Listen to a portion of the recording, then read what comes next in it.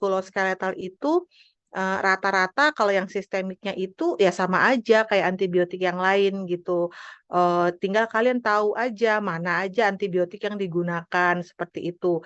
Nah, yang unik untuk modul ini adalah adanya antibiotika yang diberikan pada kulit kayak gitu ya, antibiotika topikal. Jadi pada kesempatan kali ini kita akan lebih menitik beratkan diskusinya itu kepada pemberian antibiotik topikal karena kalau antibiotik topikal itu kayaknya kalian nggak bakalan dapet gitu loh di modul-modul yang lain gitu. Beda kalau antibiotik sistemik, kayak tiap modul tuh pasti suka ada aja ya antibiotik sistemiknya gitu. Tapi kalau antibiotik topikal ya itu hanya di modul DMS ini kalian pelajari. Nah, sehingga saya membuat PPT-nya itu lebih ke antibiotika topikal ya yang sering digunakan di bidang dermatologi. Sebelumnya saya mohon izin share screen. Apakah sudah terlihat slide-nya? Sudah, dokter. Sudah ya. Oke, baik, kita mulai ya. Jadi memang untuk kesempatan kali ini kita akan mendiskusikan tentang farmakologi pada infeksi, farmakologi antibiotika pada infeksi kulit. Karena ini yang nantinya itu mungkin kalian nggak akan dapetin gitu loh di modul lain. Tapi kalau antibiotika sistemik yang lainnya yang sering digunakan juga pada sistem dermatomuskuloskeletal akan sering banget kalian dapetin nanti di modul-modul lainnya seperti golongan penisilin, cefalosporin ya, terus beberapa golongan tetrasiklin yang masih ada gitu akan sering banget kalian dapetin di modul-modul yang lain gitu. Golongan makrolida gitu. Nah, kalau misalnya antibiotik yang topikal, nah di sini yang akan kita bahas ya. Oke. Nah, jadi ini outline-nya. Jadi sebelumnya kalian harus tahu dulu bahwa infeksi-infeksi kulit itu nggak semua infeksi ya. Jadi kalau infeksinya karena bakteri, nah makanya itu ada tempat untuk antibiotik gitu. Karena infeksi kulit bisa juga karena virus ya, atau misalnya bisa juga karena alergi. Tapi kalau misalnya dia ada secondary infection atau dia primary infection yang disebabkan oleh bakteri, nah disitulah tempatnya antibiotik. Nah, biasanya yang paling sering ya infeksi kulit yang memang diberikan antibiotik itu adalah akne atau jerawat dan cutaneous bacterial infection. Nah, jadi sebenarnya untuk infeksi-infeksi bakteri yang superficial ya, eh, atau misalnya pada acne vulgaris itu yang paling efektif itu sebenarnya sediaan topikal ya, sediaan antibiotik topikal. Kenapa? Karena itu langsung di target site-nya, infeksinya di kulit. Ya dikasihnya tuh di kulit gitu loh antibiotiknya. Apalagi kalau kulit-kulit bagian yang superficial yang di permukaan bukan yang di bagian dalam itu wajib ada tempatnya untuk antibiotik topikal gitu. Nah, kalau tapi banyak dok yang suka dikasih oral juga. Nah, itu kadang-kadang yang harus diperhatikan gitu bahwa ada tempatnya sih kombinasi antara antibiotik oral dan sistemik dan topikal gitu. Tapi hati-hati kalau pada infeksi kulit ingat target saya di mana? Di kulit kan. Berarti utamakan dulu kasih yang topikal gitu. Jangan kalian langsung kasih oh kayaknya nih langsung dikasih antibiotik oral gitu. Nah, itu yang kadang-kadang bisa meningkatkan resiko terjadinya resistensi antibiotik. Jadi kalau misalnya yang menjadi kunci di sini adalah infeksi bakterinya superficial ya, contohnya jerawat gitu ya, itu pakainya yang topikal gitu. Kecuali kalau jerawatnya udah parah banget, nah itu baru deh bisa dikombinasi dengan sistemik gitu ya. Nah, sedangkan kalau sistemik itu sistemik antibiotik itu diresepkan itu hanya untuk jerawat yang berat sekali yang severe acne atau infeksi bakteri yang lebih dalam gitu ya. Kalian di modul DMS belajar kan lapisan-lapisan kulit. Nah, kalau yang terkena infeksi itu hanya kulit yang di bagian luar yang superficial ya, itu pakai topikal aja. Tapi kalau di dalam, di bagian dalam gitu ya sudah meliputi beberapa lapisan atau infeksi itu ada di dalam, ya kalian harus tambahkan antibiotik sistemik gitu ya. Jadi di situ, jadi nggak semua ya, nggak semua infeksi kulit itu harus mendapatkan antibiotik sistemik. Ya, jadi karena harus lihat-lihat. Nah, jadi itulah pentingnya kenapa kalian sebagai seorang dokter harus bisa memilih antibiotik mana yang mau kalian berikan gitu ya. Kalian lihat lesi kulitnya di mana. Lalu lihat apakah ada tanda-tanda penyakit sistemik atau tidak ya. lihat kalau misalnya ternyata ini infeksi bakteri, misalnya dilakukan pengecetan gram. Nah, dilihat di kultur tuh biasanya apa tuh ya bakteri yang menyebabkan infeksi kulit tersebut gitu ya. Tapi ini nggak rutin ya dilakukan pengecetan gram itu hanya pada kasus-kasus tertentu aja. Dilakukan krokan misalnya pada kondisi selulitis yang seperti itu. Nah, itu dilakukan pengecetan gram untuk diketahui apa penyebab bakteri dari infeksi kulit tersebut sehingga bisa diberikan antibiotik yang definitif gitu ya. Jadi, nah ini juga apakah ada tanda penyakit sistemik, misalnya pasien-pasien dengan mengalami imunodefisiensi, misalnya pasien-pasien yang mendapatkan obat-obatan imunosupresan, di mana dia rentan sekali untuk mengalami infeksi-infeksi lanjutan gitu. Nah, itu boleh kalian berikan kombinasi antara topikal sama sistemik. Tapi kalau misalnya ternyata orangnya sehat-sehat aja, bugar-bugar aja, kalian lihat juga infeksi bakterinya ya hanya superficial aja, nggak terlalu dalam ya cukup antibiotik topikal yang diberikan. Seperti itu ya. Jadi kalian harus bisa menilai kapan kalian kasih antibiotik topikal, kapan kalian harus kasih sistemik, kapan kalian harus berikan kombinasi antara topikal dan sistemik seperti itu. Ya. Oke. Nah, ini adalah daftar gram bakteri-bakteri yang sering menyebabkan infeksi kulit. Ya, di sini ada daftar untuk gram positif bakteri, di sini ada daftar dari gram negatif bakteri yang bisa menyebabkan skin infection. Nah, di sini yang harus kalian perhatikan adalah walaupun sebenarnya lebih banyak memang gram positif ya. Jadi di kulit kita, di permukaan kulit kita itu lebih banyak gram positif. Kalau gram negatif itu biasanya di bagian dalam gitu. Tapi bukan berarti gram negatif itu nggak bisa bikin infeksi kulit, bisa juga gitu ya. Nah, inilah makanya gunanya pentingnya pengecetan gram untuk tahu itu gramnya gram positif atau gram negatif. Karena nanti tiap antibiotik yang diberikan juga yang topikal itu dia ada yang memang bisanya aktifnya untuk gram positif, ada juga yang aktifnya untuk gram negatif. Nah, jangan sampai nanti kalian salah kasih antibiotik. Dicat di gram ternyata hasilnya itu bakterinya gram positif. Terus kalian kasihnya antibiotik topikal yang gram negatif. Ya nggak nyambung gitu ya. Jadi harus dilihat gitu. Nah, dan juga apakah setiap infeksi harus dilakukan pengecetan gram, dok? Nggak juga gitu. Misalnya jerawat misalnya. Apakah jerawat itu dilakukan pemeriksaan gram? Tidak, tapi sudah tahu epidemiologinya bahwa rata-rata penyebab dari infeksi jerawat itu adalah Propionibacterium acne misalnya. Itu kan kan udah tahu, oh itu gram positif, maka yang diberikan adalah antibiotik topikal yang gram positif seperti itu. Jadi ya nggak semua juga harus dilakukan pengecetan gram ya. Biasanya untuk infeksi-infeksi yang berat itu dilakukan pengecetan gram. Misalnya kayak impetigo, itu kan pasti udah diketahui kan apa biasanya penyebabnya gram positif atau negatif. Nah, sehingga bisa diarahkan ke antibiotik yang tepat seperti itu. Ya, oke. Nah, jadi yang penting kalian harus pikirkan pada saat kalian mau meresepkan obat yang akan diaplikasikan ke kulit adalah hal-hal ini. Pertama, bagaimanakah absorpsinya, jalur absorpsi dari obat tersebut ya pada kulit yang intak atau pada kulit yang terluka atau kulit yang kalau misalnya infeksi itu kan kulitnya nggak intak ya. Pernah nggak mengalami infeksi kulit jadi mulai ada kemerahan atau karena digaruk jadi luka. Jadi harus diperhatikan bagaimanakah absorpsinya dari obat tersebut gitu.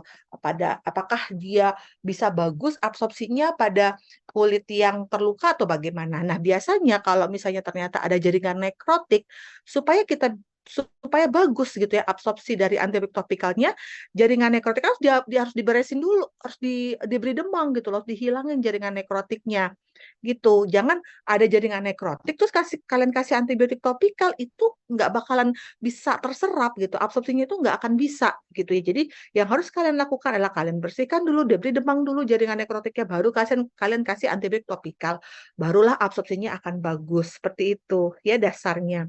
Jadi kalian harus pastikan pada saat kalian meresepkan antibiotik, oh ternyata memang jalur absorpsinya ini bagus gitu. Nah yang kedua, nah bagaimanakah zat sifat kimia dari obat tersebut? Apakah nantinya akan mempengaruhi penetrasi obat tersebut ke dalam kulit gitu. Nah apa? Misalnya dia, oh ternyata dia lipofilik atau dia hidrofilik dan seperti itu.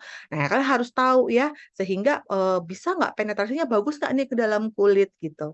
Lalu berikutnya adalah apakah vehikel itu akan mempengaruhi penetrasi. Vehikel itu adalah zat pembawa dari krim itu. Misalnya krimnya itu mengandung clindamycin misalnya, itu biasanya ada zat pembawanya. Nah, apakah zat pembawanya itu atau vehikulum kurikulumnya itu akan mempengaruhi penetrasi dari antibiotik tersebut gitu ya. Lalu juga seberapa banyak obat-obatan tersebut bisa berpenetrasi ke dalam kulit, lalu juga bagaimanakah dia bisa mencapai target site untuk mendapatkan efek farmakologinya. Lalu juga dipikirkan juga genetic factor dan juga host yang akan mempengaruhi fungsi obat di kulit, dan juga kalian juga harus bisa memprediksi ini kira-kira bakal terjadi efek samping atau tidak, baik secara lokal ataupun sistemik seperti itu. Nah, ini yang harus kalian pikirkan ya sebelum kalian memberikan obat yang dioleskan ke dalam kulit gitu. Nah, contohnya apa? Pasiennya luka bakar misalnya. Pasiennya luka bakar terus kalau luka bakar derajat 2-3 itu kan pakai silver sulfadiazine ya. Nah, ternyata pasiennya itu ada riwayat alergi cotrimoxazole. Kalau minum antibiotik kotri itu dia drug eruption gitu ya. Nah, yang kayak gitu-gitu harus bisa prediksi, oh berarti jangan dikasih silver sulfadiazine, karena kalau dikasih silver sulfadiazine itu juga golongan sulfa bisa memicu juga reaksi alerginya. Itu contohnya kalian bisa memprediksi efek samping obat gitu ya, baik yang terjadi lokal ataupun sistemik. Nah, disitulah bedanya seorang dokter dengan mantri gitu. Kalian kan tahu ya kalau di desa-desa tuh mantri itu juga buka praktek loh, udah kayak dokter gitu. Tapi yang membedakan kalian dengan mantri itu adalah kalian tuh tahu gitu alasan why gitu kalian memberikan obat tertentu, reasoningnya apa, efeknya apa, targetnya apa, dan resiko dari yang mungkin terjadi itu apa tuh kalian sudah pikirkan baik-baik. Kayak itu bedanya kalian sama mantri gitu ya. Makanya dokter itu harus lebih ekstra belajarnya. Nah, berikutnya adalah kita akan bahas mengenai antibiotik topikal ya. Jadi kalau misalnya untuk infeksi-infeksi yang terlokalisasi atau yang paling sering deh, ini kayaknya mungkin kasus yang paling sering datang ke dokterku itu adalah jerawat ya. Itu biasanya yang paling sering digunakan itu adalah antibiotik topikal ya. Nah, kenapa? Kenapa pilihannya harus antibiotik topikal? Nah, karena obat ini dia langsung ke target site-nya dan dia tidak diabsorpsi secara sistemik. Walaupun ada juga yang terabsorpsi, tapi nggak banyak gitu loh. Jadi hanya sedikit sekali yang terabsorpsi secara sistemik gitu loh, obat-obatan itu.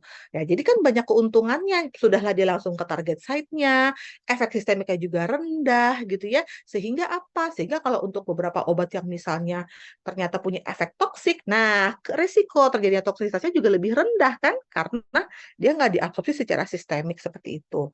Ya. Nah, contohnya ini adalah pada terapi-terapi akne. Ya, jadi dibutuhkan antibiotik yang kalau dia dioleskan langsung ke kulit, berarti akan mendapatkan efek antibiotik secara langsung, lalu juga adanya properti antiinflamasi yang nantinya akan dapat menekan faktor kemotatik neutrofil. Ya, itu adalah keuntungannya. Kalau diberikan antibiotik secara topikal ya, dia nggak diabsorpsi secara sistemik, kemungkinan resiko toksisitas juga lebih rendah dibandingkan dengan obat yang diberikan secara sistemik. Lalu juga efek dari antibiotiknya itu didapatkan secara langsung, gitu ya. Nah, itu kenapa dokter-dokter kulit itu dia prefer kasih antibiotik topikal. Nah, sekarang kita bahas antibiotik topikal yang pertama, yaitu benzoyl peroxide ya. Nah, ini sering nih kalian temukan di apotik nanti atau enggak di apotik-apotik yang dijual OTC. Nah, ini obat jerawat yang lumayan sering ya dijual secara bebas gitu ya. Jadi kenapa? Karena dia juga sudah FDA approve untuk yang jerawat ringan hingga sedang. Lalu dia punya aktivitas bakterisidal, merawan bakteri penyebab jerawat yang ada di kulit ataupun yang ada di folikel-folikel rambut. Lalu juga dia punya efek antibakterial activity terhadap gram positif dan juga jamur. Ya, tadi kita sudah bahas bahwa kalau di kulit itu banyaknya yang gram positif kan daripada gram negatif. Nah, makanya benzoyl peroxide ini laku kayak kacang goreng nih buat tata laksana jerawat gitu ya. Lalu dia juga punya aktivitas bakterisidal yang poten dan juga cepat ya.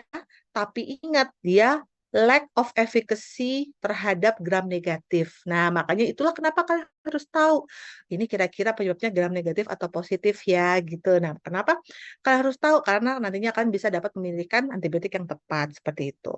Nah, jadi bagaimanakah mekanisme kerja dari benzoyl peroxide ini? Jadi begitu dia dapat diabsorpsi oleh kulit, maka dia akan dikonversi menjadi asam benzoat yang nantinya akan dimetabolisme oleh sistein di kulit sehingga terjadilah produksi dari free radical oksigen spesies atau RAS ya, ROS itu. Nah, nanti free radical ini yang nantinya akan menyebabkan oksidasi di bakteri sehingga nantinya akan menyebabkan kerusakan dari bakteri. Seperti itu mekanisme kerjanya ya. Jadi dia ada hubungannya dengan radikal bebas ya.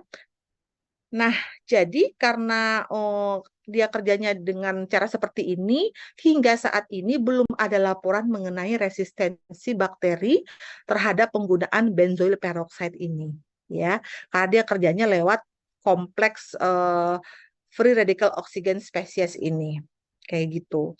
Ya, jadi belum ada laporan resistensinya.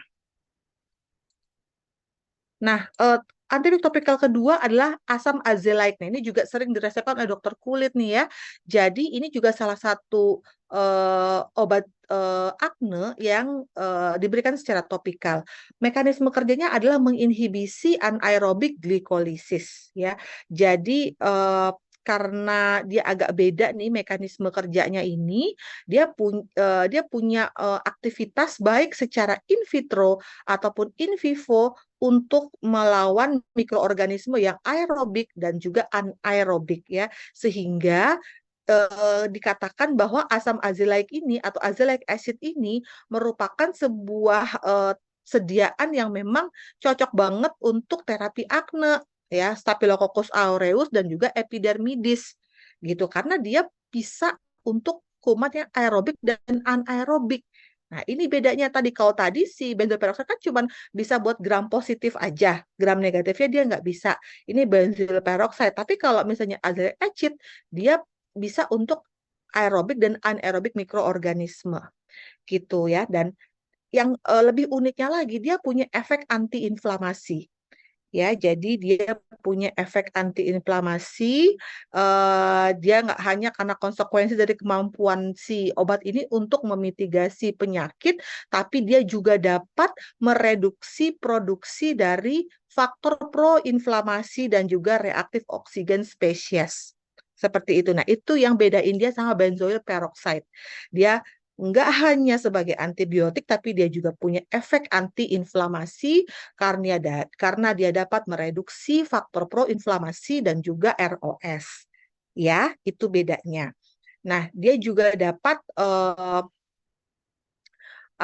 dia juga tampaknya itu dia juga dapat mempengaruhi diferensiasi dari keratinosit pada kulit manusia dengan cara mereduksi sintesis dari prekursor keratinosit sehingga dia punya anti keratinizing agent. Jadi dia bisa keratin kulit itu yang udah menebal itu tuh dikikis ya sama si azelaic acid ini sehingga nantinya akan ada perubahan pada fase diferensiasi epidermal.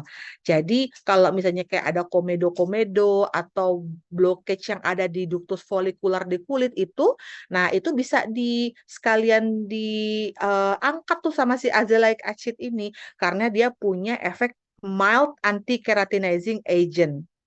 Ya, mild anti-keratinizing agent seperti itu.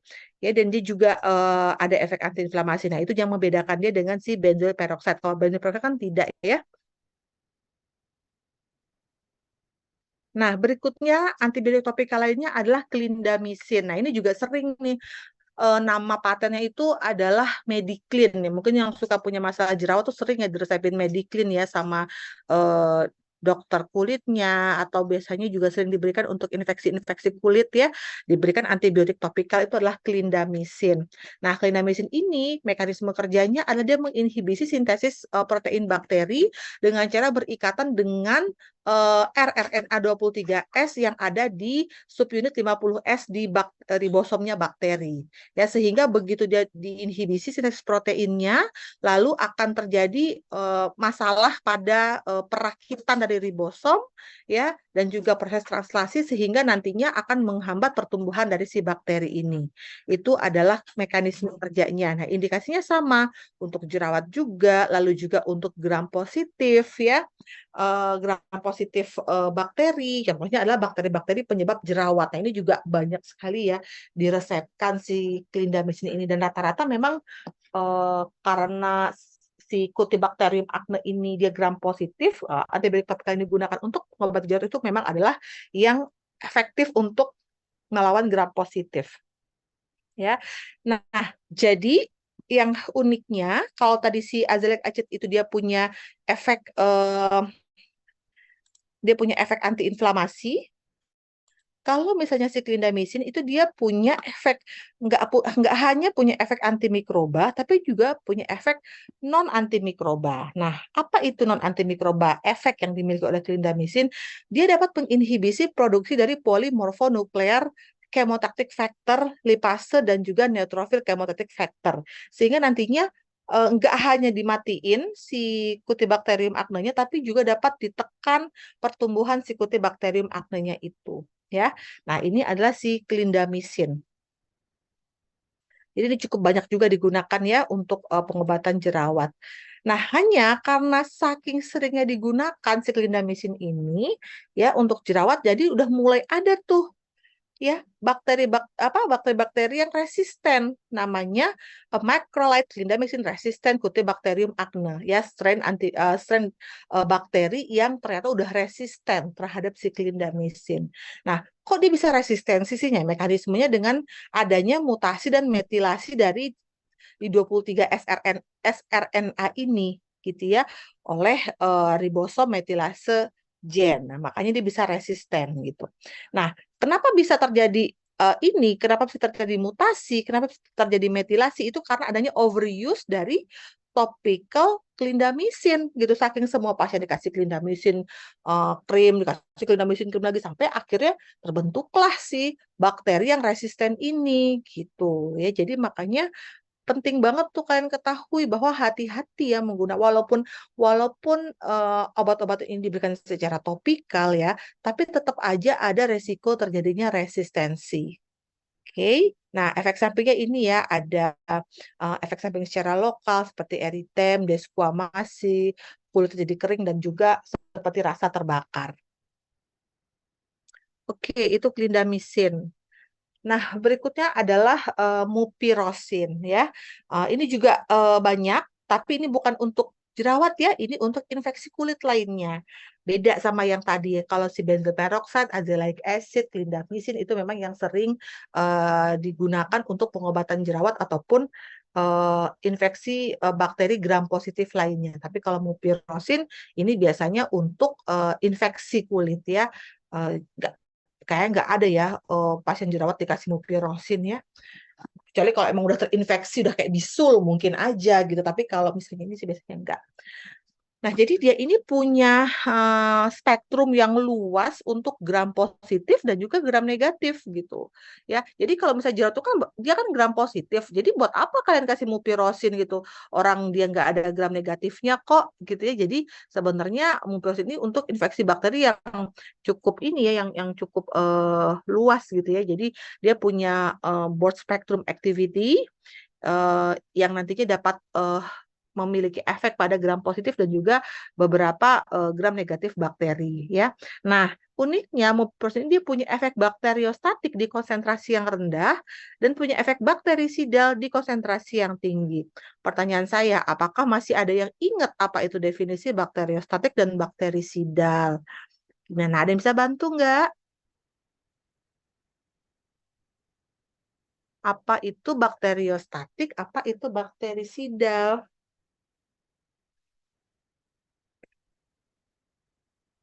Kayaknya ini semester 1 ya, dia kalau nggak salah belajar ini ya.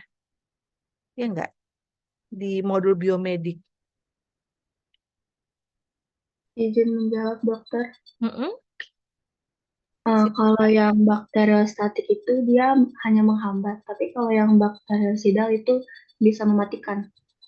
Iya, kalau bakteriotik menghambat pertumbuhan dari si mikroorganismenya ya. Kalau si bakterisida bisa membunuh ya. Baik, terima kasih atas jawabannya. Ya, jadi betul sekali tadi bahwa kalau di konsentrasi yang lemah, di konsentrasi yang rendah, mupirocin ini bisa punya efek untuk menghambat pertumbuhan bakteri. Tapi kalau diberikan dalam dosis tinggi, dia memiliki efek membunuh bakteri tersebut ya. Nah, itulah si mupirosin. Nah, gimanakah mekanisme kerjanya ya? Dia menginhibisi enzim isoleusil tRNA sintetase melalui inhibisi yang kompetitif ya. Jadi dia menginhibisi sebuah enzim. Jadi dia begitu dia berikatan dengan enzim, lalu dia akan mencegah konversi dari isoleusin ya kan? Nah, nantinya akan terjadi deplesi dari isoleusin di selular sehingga terjadilah masalah pada sintesis protein dan RNA sehingga bakterinya akan mati. Seperti itu mekanisme kerja mupirosin ya. Nah, makanya itu karena dia ini wow banget cara kerjanya, ya indikasinya itu untuk apa? Untuk infeksi kulit yang berat seperti MRSA gitu ya. Jadi methicillin resistant Staphylococcus aureus, bayangin ya. Nah, kayak gitu-gitu yang udah resisten dikasihnya mupirosin. Nah, jadi hati-hati jangan infeksi kulit nih langsung kasih mupirosin gitu. Itu harus dieman-eman deh itu untuk infeksi kulit yang udah berat gitu ya si mupirosin ini gitu. Kadang-kadang kan gitu ya, oh nggak sabar gitu, nggak mau kasih yang rendah dulu, langsung kasih yang high class gitu ya antibiotiknya. Jangan kasihan ya. Nanti resiko tadi resistensi dari antibiotik walaupun diberikan secara topikal. Nah, ini dia yang menakutkan ya, sudah mulai terjadi overuse dari mupirosin. Ya, siapakah yang bikin overuse ini? Ya kita-kita juga gitu loh yang resepin obat gitu. Makanya kalian ini bener-bener saya ini ngajar farmako ya pengennya kalian tuh bener-bener nanti setelah jadi dokter itu pilih bener gitu loh dalam memberikan obat. Jangan sampai nanti kita berkontribusi terhadap overuse dari penggunaan sebuah antibiotik yang nantinya akan menyebabkan resiko terjadinya resistensi antibiotik gitu ya. Nah, karena ada overuse sehingga terjadilah si drug resistensi. Mikrobanya resisten terhadap obat tersebut sehingga nantinya begitu diberikan kepada pasien-pasien nanti akan terjadi luaran yang suboptimal. Jadi respon terapi itu nggak adekuat gitu loh. Ya, jadi sayang harus dieman-eman nih antibiotik yang kerjanya luas seperti ini. Nah, makanya sering dilakukan yang namanya campaign mengenai antibiotik stewardship ya untuk mereduksi resistensi antimikroba. Jadi mupirocin ini sebenarnya ini karena dia itu efektif untuk kuman-kuman yang seperti MRSA, ini di mana biasanya coba MRSA ini? Apakah dia ada di komunitas atau di rumah sakit? Ada yang udah pernah baca mengenai MRSA? Jadi MRSA ini adalah apa mikroba ya yang banyak itu di rumah sakit ya, di ICU misalnya. Nah, ini banyak sekali. Jadi kalau misalnya kalian mendapatkan nanti pasien-pasien di ICU mengalami infeksi kulit, nggak apa-apa kasih mupirosin, tapi jangan di klinik ya, dia datang ke klinik terus cuma dermatitis ringan, kalian kasih mupirosin. Nah, itu nggak pada tempatnya gitu ya. Dermatitisnya karena ada terinfeksi ya. Misalnya kalau dermatitis kan kasihnya kortikosteroid sebenarnya, tapi karena dia tuh ada terinfeksi, ada infeksi sekunder, nah itu jangan ujuk-ujuk kalian kasih mupirosin karena MRSA itu adalah kuman rumah sakit nih biasanya untuk infeksi kulit yang terjadi di rumah sakit seperti itu. Ya, jadi hati-hati ya untuk meresepkan antibiotik topikal. Nah, makanya di campaign banget nih yang namanya antibiotik stewardship ya untuk mereduksi resistensi antimikroba. Nah, jadi bagaimanakah strateginya ya supaya kalian bisa melakukan atau memiliki peran pada stewardship antibiotik? Pertama, resepkan antibiotik dengan dosis optimal dan juga durasi yang terpendek, durasi efektif yang terpendek. Seperti itu ya. Jadi jangan lama-lama dikasih antibiotik topikal itu gitu ya. Nah, lalu juga kalau misalnya memungkinkan berikan non antibiotik terapi gitu loh. Jangan kalian berikan ini pasiennya ini baik-baik aja. Terus dermatitis biasa aja. Terus kalian mau kasihnya itu kortikosteroid plus antibiotik, kan ada ya sediaannya ya, krim yang isinya itu antibiotik plus kortikosteroid. Padahal pasiennya itu bukan yang high risk, low risk group yang kayak gitu-gitu. Nah, itu dia. Jangan ya. Nah, hati-hati juga. Jadi kalau misalnya kalian mau mau misalnya oh kulitnya ini memang agak terinfeksi, coba deh kalian lakukan topical dekolonisasi dengan antiseptik seperti chlorhexidine misalnya, seperti itu. Jadi jangan dikit-dikit antibiotik seperti itu.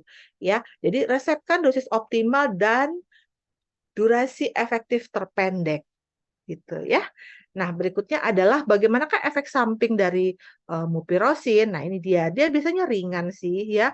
Eh, seperti sakit kepala, rasa-rasa terbakar kayak gitu di area yang diberikan apa mupirocin, gatal, rash dan lain-lain. Tapi ini mild ya, karena tadi sudah kita bahas ya bahwa salah satu keuntungan dari terapi topikal itu adalah efek sistemiknya rendah ya, nggak seperti obat sistemik yang diberikan gitu, makanya efek sampingnya juga biasanya nggak terlalu berat juga.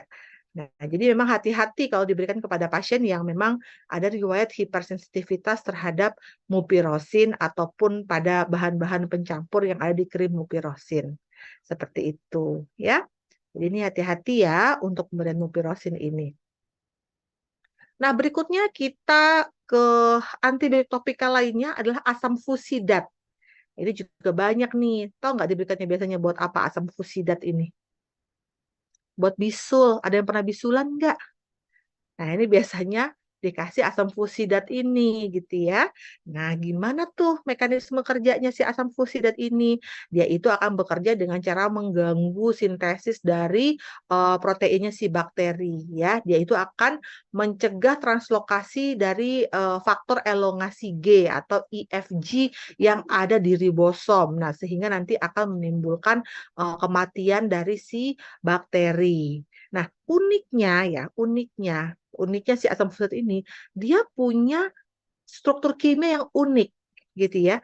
Jadi dia itu punya struktur kimia yang mirip seperti kortikosteroid. Ya, struktur kimianya mirip kortikosteroid, makanya dibilang sebagai a steroid-like structure. Sehingga dia dikatakan sebagai steroidal antibiotik. Tapi bukan berarti dia punya efek seperti steroid ya, hanya strukturnya saja yang sama. Nah, tapi karena strukturnya yang sama ini ya, dia itu memiliki penetrasi yang sangat baik seperti steroid gitu. Lalu juga dia itu nggak punya cross allergy atau cross resistensi pada penggunaan rutin. Jadi kalau misalnya alergi itu kan dia ada reaksi silang ya, atau alergi silang atau resistensi silang gitu ya. Misalnya eh, topikal golongan tetrasiklin misalnya. Atau topikal golongan tadi deh yang gampang tuh clindamycin misalnya. Nah, itu dia suka ada reaksi silang gitu ya. Kalau misalnya si asam folat ini nggak ada, ya. Nah, jadi dia punya struktur seperti prednison, dia punya struktur seperti kortikosteroid, bukan berarti dia punya efek seperti kortikosteroid, tapi dia punya kemampuan penetrasi ke kulit yang sangat baik seperti kortikosteroid. Itu dia. Makanya dinamakan sebagai steroidal antibiotik gitu ya, dia nggak punya ya, do not possess any steroid activity seperti itu. Nah, jadi dia bisanya untuk gram apa aja. Dia bisa untuk gram positif, yang tadi ya sama MSSA, MRSA, dan lain-lain gitu. Tapi dia punya aktivitas yang terbatas untuk melawan gram negatif. Kenapa? Karena si asam fusidat ini dia punya ukuran yang besar dan dia juga lipofilik sehingga nggak bisa masuk ke pori-pori yang ada di membran luar di si bakteria gram negatif ini. Makanya dia punya kemampuan yang sangat terbatas untuk gram negatif bakteri. Tapi kalau untuk gram positif bisa, ya. Nah, ini biasanya digunakan untuk apa sih fusidat ini ya? Untuk mild to moderate severe skin and soft tissue infection seperti impetigo, folikulitis, erythrasma, furunculosis nih, lalu juga atopic dermatitis yang ada secondary infectionnya.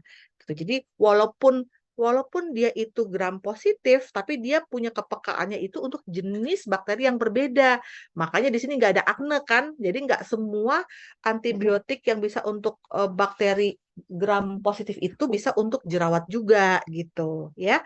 Jadi kalian harus benar-benar tahu gitu ya tempat-tempatnya, jenis-jenis infeksinya apa sehingga kalian bisa memilihkan antibiotik yang tepat ya.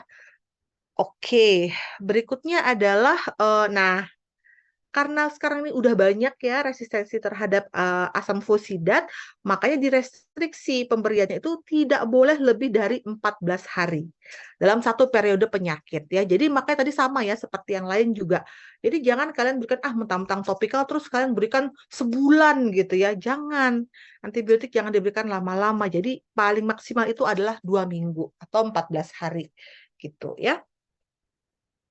Nah, jadi kalau tadi kita lihat, oh ternyata si asam fosidat ini dia punya karakter yang cukup unik ya gitu. Nah, apa sih yang membedakan dia dengan antibiotik lainnya seperti mupirocin, gentamisin? Nah, yang pertama, si asam fosidat ini ya, dia itu bisa karena dia itu steroid like topical antibiotik, dia itu punya kemampuan berpenetrasi yang sangat bagus ke dalam kulit sehingga dia punya konsentrasi yang tinggi di layer kulit yang paling dalam gitu setelah diberikan secara topikal gitu. Baik dia itu kulit yang rusak ataupun kulit yang masih intak.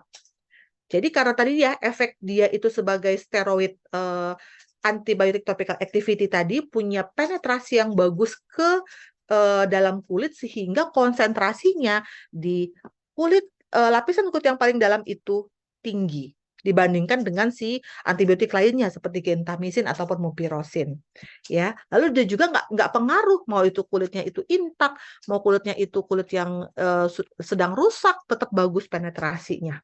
Itu hebatnya asam fosidat gitu. Lalu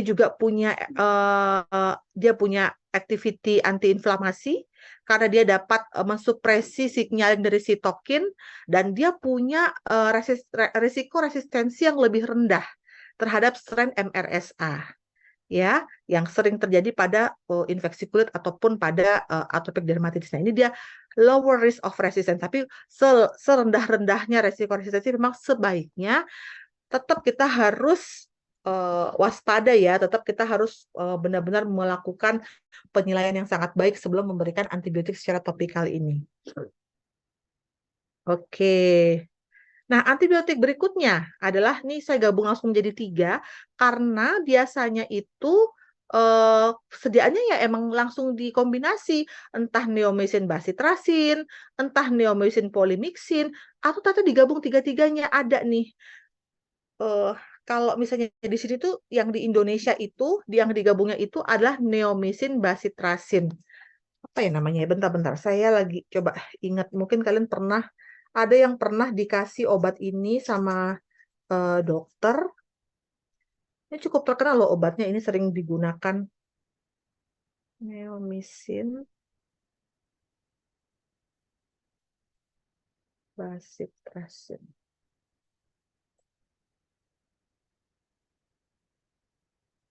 Nebasetin. Nah, pernah nggak kalian dengar obat namanya nebasetin? Nah, itu isinya kombinasi antara neomycin sama basitrasin. Jadi memang biasanya dia nggak berdiri sendiri si neomycin ini.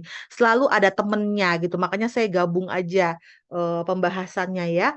Nah, jadi si neomycin ini dia punya efek bakterisidal ya, dia punya efek membunuh bakteri dan dia itu adalah antibiotik golongan aminoglikosida seperti pada aminoglikosida pada umumnya, dia memiliki mekanisme kerja dengan cara berikatan di subunit 30S yang ada di ribosom bakteri, sehingga nantinya akan menginhibisi sintesis dari protein bakteri tersebut. Ya, nah bedanya kalau yang tadi nih, yang sebelum-sebelumnya itu mereka itu mostly bagus untuk gram positif.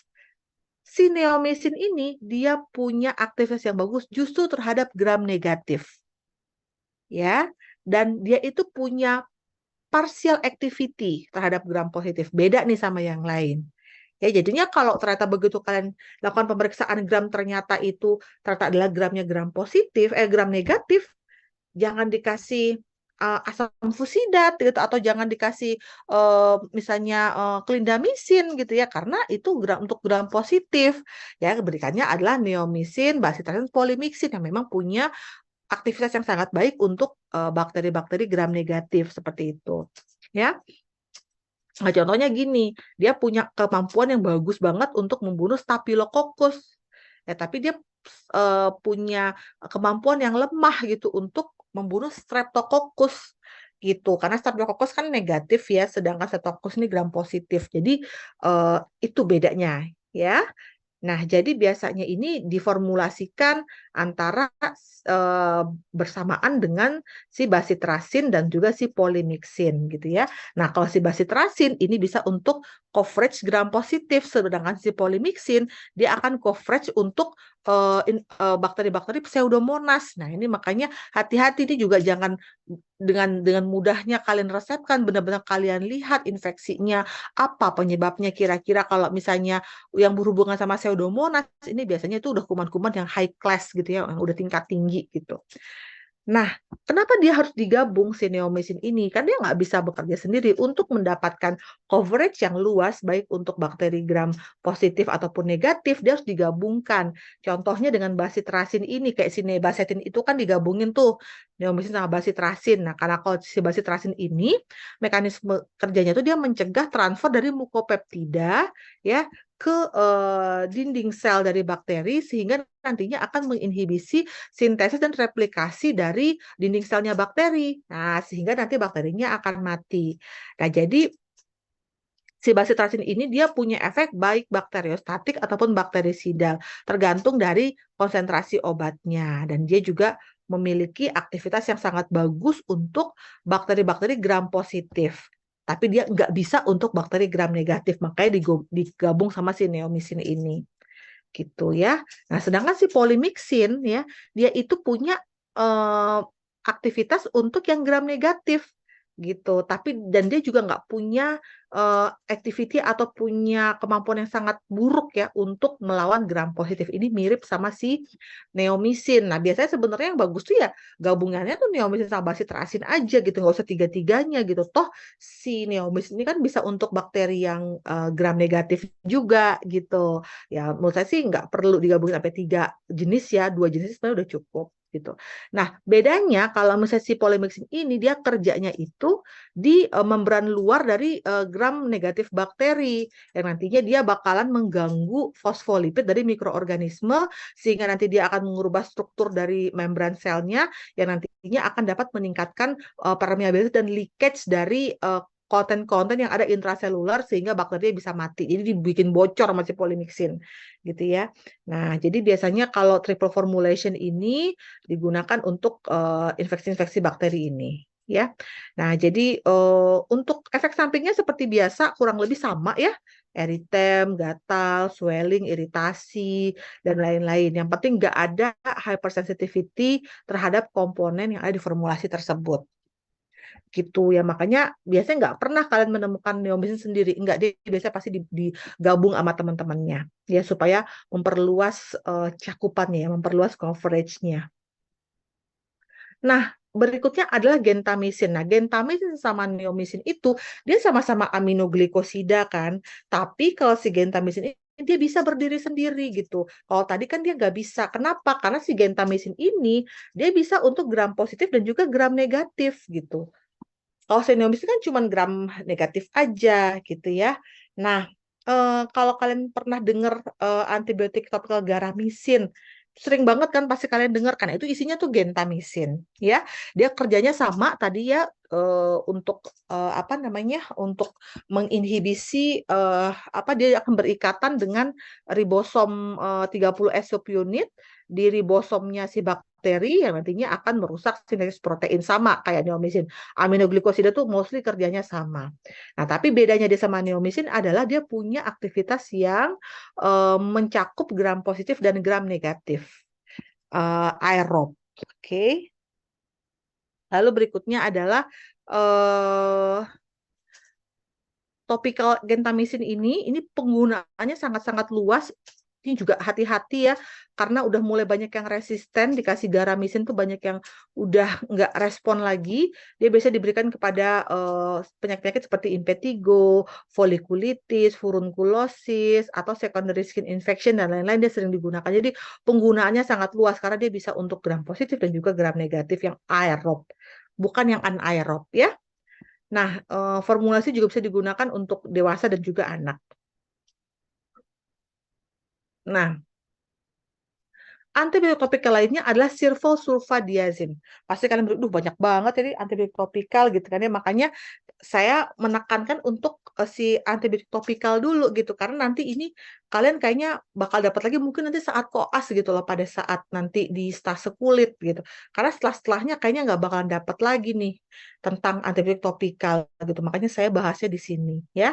Nah, berikutnya adalah sulfadiazin. Jadi gabungan dari ion silver dan juga sulfadiazin ya. Jadi dia ini merupakan antibiotik sulfa yang nantinya bekerja pada membran sel dan juga dinding sel yang nantinya akan memproduksi efek bakterisidal ya, efeknya bakterisida. Nah, jadi dia itu gabungan antara silver sama sulfadiazin.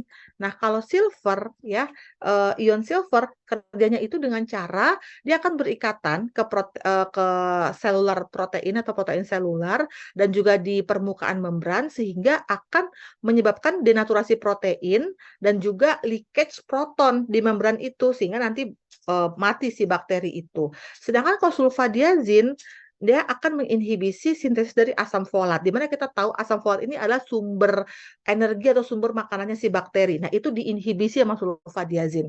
Nah, sehingga kombinasi antara si silver sama sulfadiazin ini, dia akan bekerja secara sinergis yang akan menyebabkan kematian bakteri. Udahlah dibikin kempes ya kan, dinding bakterinya itu jadi karena dibikin leakage, nggak dikasih makan pula ya kan karena sulfadiazin sehingga akhirnya bakterinya mati seperti itu. Nah, biasanya silver sulfadiazin ini digunakan untuk infeksi-infeksi serius gitu ya, seperti luka bakar derajat 2 dan 3. Itu biasanya diolesin silver sulfadiazin gitu ya. Lalu juga selulitis, ulcerasi, eczema gangrenosum. Nah, karena dia ini merupakan sebuah antibiotik golongan sulfonamid, maka harus dihindari pada pasien yang alergi terhadap sulfa atau hypersensitif terhadap komponen tersebut. Jadi kalau misalnya pasiennya itu diketahui ada alergi terhadap cotrimoxazole misalnya gitu ya, hati-hati ya. Atau misalnya G6PD ya, pasien-pasien yang defisiensi enzim G6PD itu dia nggak boleh kan mendapatkan golongan sulfa. Nah, itu jangan diberikan ya si silver sulfadiazin ini gitu ya, kita harus pikirkan yang lain gitu seperti itu. Nah, ini ada rangkuman ya, pemberian antibiotik topikal dan juga penggunaan antibiotik tersebut. Di sini kita lihat ya, misalnya seperti acne vulgaris biasanya apa aja yang digunakan gitu ya. Nah, ini yang minocycline ini kenapa nggak dibahas? Karena yang sediaan topikal itu nggak ada di Indonesia. Ya, rosacea, hidradenitis suppurativa, ya, dermatitis. Nah, coba kalian lihat ya, kalau udah secondary infected dermatitis pasti yang dipilihkan itu adalah asam fusilat mupirocin gitu. Kalau misalnya masih yang primary itu biasanya dipilihkan itu adalah clindamycin kayak gitu ya. Nah, jadi biasanya kalian tuh harus benar-benar bijak gitu menggunakan antibiotik topikal. Gitu. Jangan sampai hanya infeksi kulit yang biasa aja kalian kasih antibiotik topikalnya yang tingkat tinggi gitu ya. Nah, hati-hati. Lalu juga misalnya skin and soft tissue infection seperti impetigo. Nah, seperti ini adalah pemilihan dari antibiotik topikalnya. Lalu juga ini seperti rangkuman juga ya, misalnya si azelaic itu gram positif, terus juga ada ini sebenarnya ini referensi dari luar negeri ya, jadi nggak semuanya ada juga produknya di kita gitu. Contohnya erythromycin cream tuh kita nggak punya. Lalu juga metronidazole cream juga kita nggak punya, makanya saya nggak masukin tadi karena kita nggak ada. Lalu juga, nah ini kayak gini, neomycin kan dia selalu digabung tuh. Ya, dia digabung dengan polimixin, dia digabung dengan basitrasin seperti itu. Ya, nah ini sulfadiazin untuk burn ya. Nah, golongan tetrasiklin ini untuk pengobatan jerawat ya, akne. Nah, ini ada gram-gramnya dan sediaan yang ada. Jadi sebenarnya ini hanya ya kalian nice to know aja, kalian tahu antibiotiknya apa, indikasinya apa, coverage bakterinya apa, dan sediaannya apa. Ya walaupun nggak semuanya ada di Indonesia ya. Nah, berikutnya adalah antibiotik sistemik. Jadi, tapi saya ini nggak bahas secara detail karena Penicillin, cefalosporin, wah ini sih kalian bakal dapetin di tiap modul rasanya gitu ya. Cefalosporin nanti pada saat kita kuliah genitourinaria saya bahas lagi tuh cefalosporin nanti biasanya tuh obat-obatan atau antibiotik yang bekerja di saluran kemih. Itu ada cefalosporin, ada fluoroquinolone, makanya kurang lebih sama ya. Dan sebenarnya lebih ditekankan adalah antibiotik topikalnya. Nah, golongan tetrasiklin yang seperti doxycycline itu kan per oral juga ya. Yang digunakan adalah short acting tetrasiklin dan juga long acting doxycycline dan minocycline. Seperti itu ya. Jadi ini coba kita bahas sedikit. Nah, ini adalah contoh-contoh obat-obatan atau antibiotik golongan penisilin yang digunakan di bidang dermatologi ya, seperti ada prokain penisilin G. Nah, sebenarnya yang sering pakai penisilin ini adalah infeksi menular seksual biasanya. Itu masuk di modul ini nggak, infeksi menular seksual? Masuk nggak ya? Kalian udah dapat kuliahnya belum? Dermatomuskuloskeletal. Atau dapat di alergi imun ya. Nah, ini yang saya coba nanti cek ya. Jadi, ini biasanya digunakan seperti penisilin prokain, penisilin G, itu untuk IMS biasanya. Nah, juga juga jenis-jenis lainnya. Nah, kalau misalnya pasien-pasien selulitis tuh kalau di RSCM suka dikasih ampicillin sulbactam ini.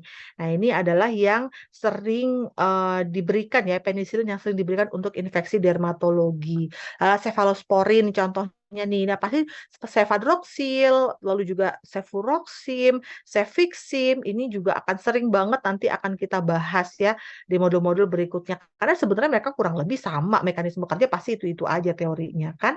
Nah, ini tetrasiklin nih, nah, ini yang sering nih digunakan doxycycline nih untuk jerawat ya, doxycycline, minocycline, ini sering digunakan. Tapi tadi kita kan ada clindamycin ya untuk jerawat ya. Lalu juga untuk golongan fluoroquinolone juga sering. Lalu juga makrolida ya, makrolida ini juga ada juga digunakan untuk dermatologi. Lalu juga aminoglikosida, contohnya tadi gentamisin ya, gentamisin ada. Lalu juga ada harusnya ada neomisin juga tapi yang topikal. Tapi gentamisin itu ada yang diberikan topikal, ada juga yang diberikan secara parenteral si gentamisin ini. Nah, jadi kita sudah sampai di akhir kuliah kita pada sore hari ini, yang harus kalian pikirkan ya, keep in mind bahwa kalian sebelum memutuskan untuk memberikan antibiotik topikal, pertama kalian harus tahu indikasinya apa dulu. Jangan sampai salah ya. Apakah ini gram positif, apakah ini gram negatif penyebabnya, lalu kalian pilihkan antibiotik yang sesuai. Yang kedua adalah lokasi dari dermatologinya di mana. Ya, lalu juga kalian harus memikirkan tentang adanya drug resistance.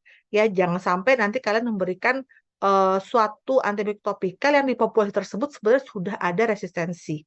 Ya, jadinya nggak ada efeknya gitu ya. Atau misalnya outcome yang kalian harapkan untuk terapinya itu jadi nggak ada kuat seperti itu. Ya, oke. Sampai di sini kuliah kita kira-kira apakah ada pertanyaan?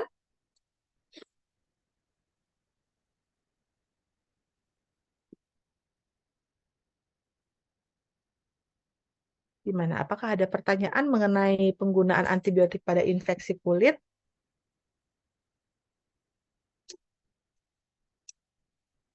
izin bertanya dokter. Ya, silakan. Jadi kan di antibiotik topikal tadi ada yang udah resisten ya dok, kayak sentomycin dan sebagainya. Nah kalau di antibiotik sistemik kan mereka ada golongannya kayak cephalosporin golongan 1, 2, 3, 4. Kalau antibiotik topikal tuh ada nggak dok? Oh, golongan-golongannya ya. Sebenarnya kalau misalnya kalau cefalosporin itu kan dia ada generasi 1, 2, 3, 4 kan kalau cefalosporin itu. Tapi cefalosporin itu dia nggak punya sediaan topikal gitu. Nah, kalau misalnya contohnya tadi aminoglikosida biasanya yang sering digunakannya seperti gentamisin, neomisin itu dia nggak ada generasi. ya. Jadi dia hanya jenisnya aja yang berbeda-beda. Jadi dan hati-hati kadang-kadang suka ada cross reaction. Misalnya dia udah resisten terhadap gentamisin misalnya.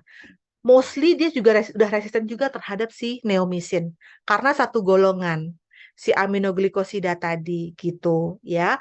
Nah, jadi sebenarnya kalau misalnya untuk antibiotik yang ada generasi itu memang hanya cefalosporin aja gitu. Tapi kalau misalnya untuk antibiotik topikal yang lainnya yang dia nggak ada sediaan sistemiknya, itu dia dia kayak punya golongan sendiri gitu.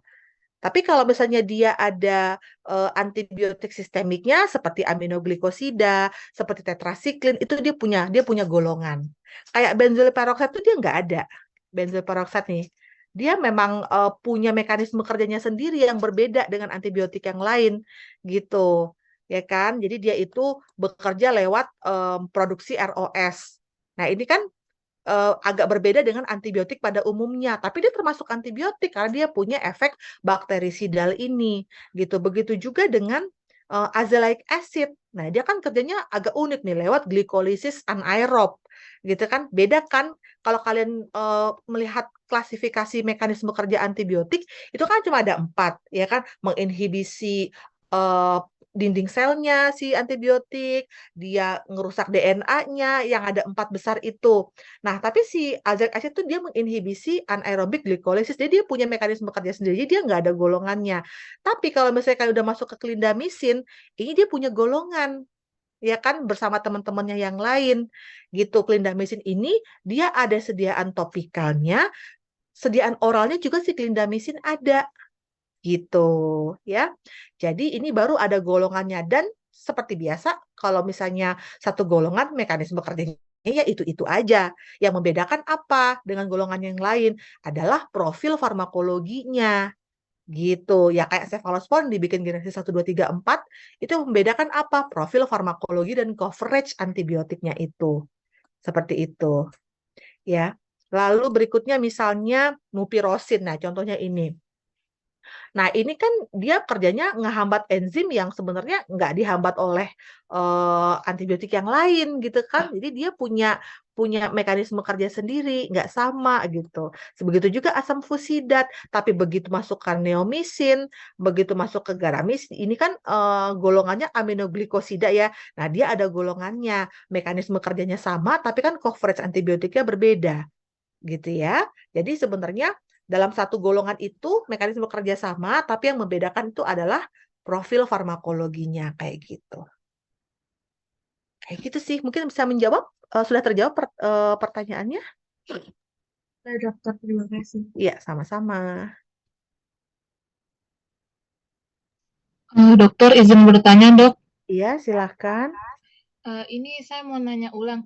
Ya, tadi Hmm. kan dokter bilang ada golongan-golongan gitu kan, Dok, di antibiotik. Kalau misalnya dia sudah resisten gitu, Dok, sama golongan ini, apakah golongan yang lainnya juga resisten atau gimana ya, Dok? Hmm, ya, jadi kalau untuk resistensi itu biasanya kalau udah terhadap satu golongan, ya memang mau nggak mau kita berikan golongan yang lain gitu, yang punya coverage yang sama atau dia punya kesensitifan yang sama. Misalnya nih, eh, bakterinya misalnya apa?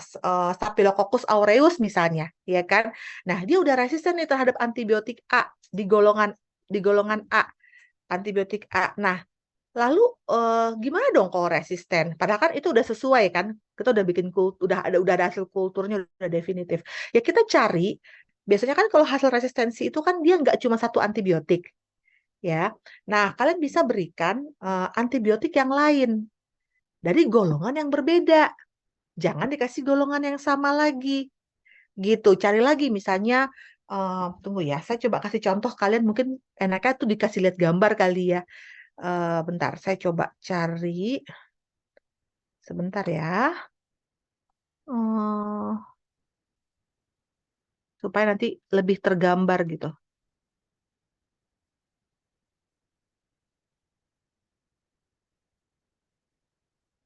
Gimana ya? Infeksi. Ya, terus bentar ya, Dek ya.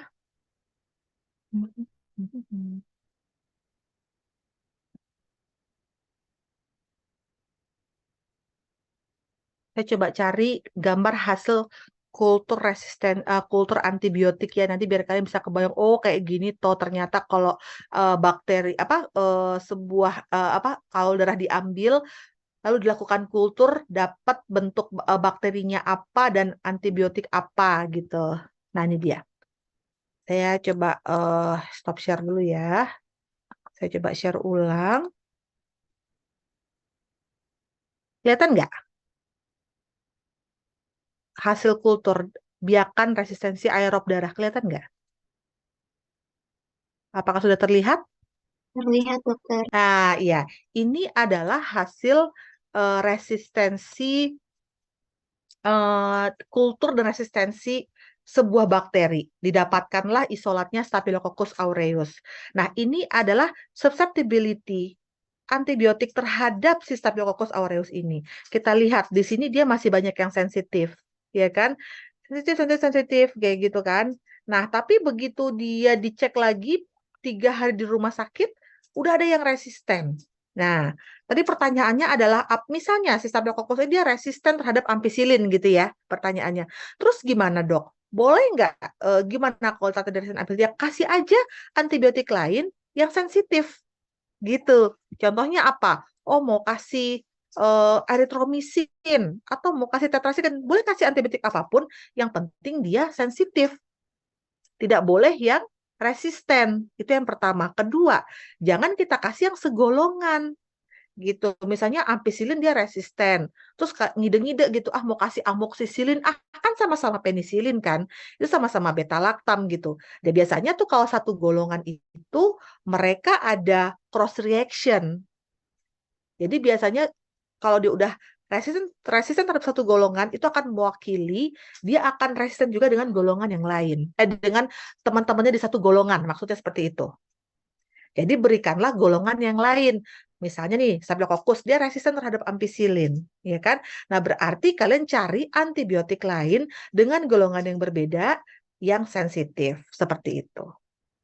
Ya, tapi kalau bisa ternyata dok, tapi ini ada dok, satu golongan masih sensitif, boleh diberikan. Yang penting ada hasil kulturnya, gitu. Makanya pentingnya nanti kalau di rumah sakit itu adalah dikultur gitu loh. Pasien itu jangan hanya dikasih antibiotik aja. Contohnya ini pasien sepsis kan itu harus dikultur.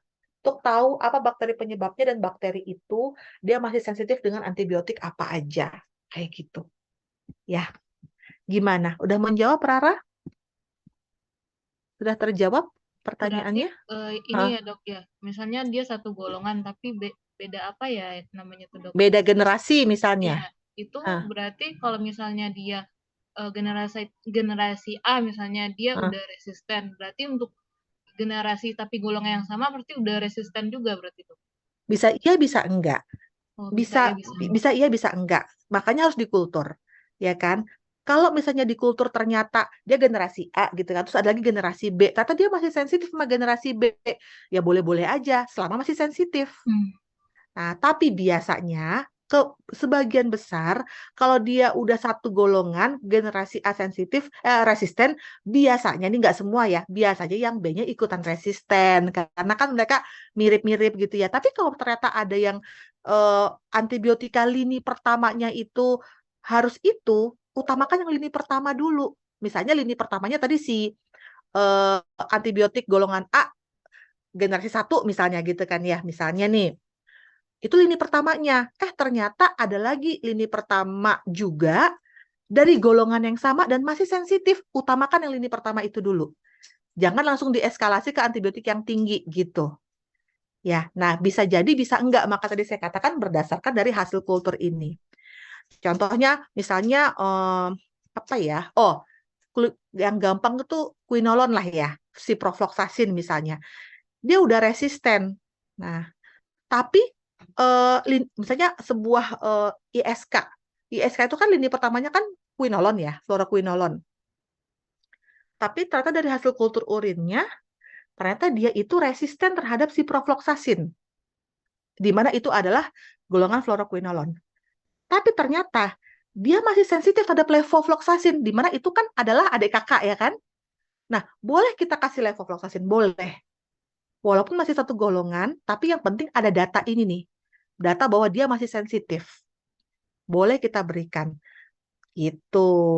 Karena kita lebih mengandalkan, kita masih mengutamakan pemberian antibiotik golongan lini pertama tadi. Gitu. Jangan langsung dinaikin ke meropenem misalnya. Jangan ya, lihat dulu. Lini pertamanya ada nggak nih yang masih sensitif? Oh ada, boleh diberikan. Walaupun satu golongan. Tapi biasanya nih kan, tadi kemarin saya katakan biasanya kalau satu resisten, semuanya ikutan resisten seperti itu. Gitu. Baik, Oke, dokter, terima ya, kasih. sama-sama. Makanya nih hasil kultur kayak gini penting banget ya. Nanti kalian kalau udah masuk koas di rumah sakit, terutama di ICU ya. Nah ini kalian bisa lihat ini sehari-hari. Jadi cara milih antibiotiknya seperti itu ya.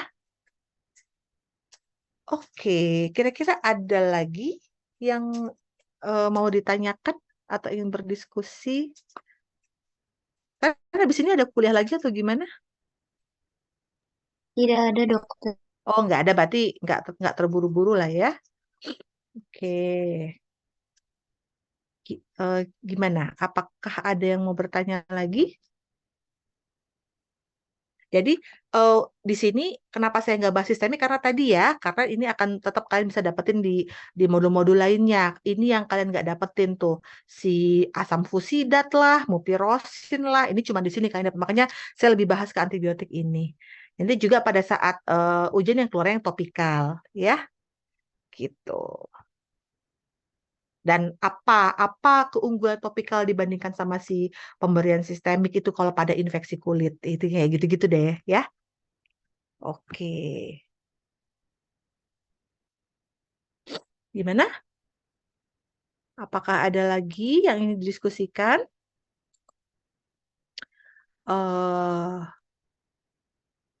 Oke, kalau misalnya ternyata memang udah nggak ada yang mau didiskusikan, mungkin kita sudahi ya kuliah kita pada sore hari ini. Misalnya nanti kalian tiba-tiba nanti kepikiran suatu pertanyaan atau apa, feel free untuk kontak saya. Nomor saya ada. Nomor saya itu ada sama tadi saya kontak-kontakan sama siapa ya? Sama Saya dokter. sama Anggi ya. Iya dokter. Ya, sama Anggi ya. Nanti boleh minta. Nanti saya share PPT-nya juga ke Anggi juga berarti ya. Dan Baik dokter. jurnal yang mendasari saya untuk membuat kuliah ini. Misalnya ada sebuah nanti saya masukin jurnal juga. Ya ini rangkuman jurnal itu sih sebenarnya. Saya ambil dari beberapa sumber, tapi jurnal itu bagus banget tuh kalian baca mengenai antibiotik topikal gitu ya. Seperti itu sih paling. Oke, terima kasih adik-adik semua atas kehadirannya. Sebelumnya saya mohon maaf, saya tidak bisa hadir ke UHMK pada sore hari ini karena saya rasa nggak keburu, takutnya nanti malah kita kesorean nanti nyampe di sana. Jadi saya rasa mungkin lebih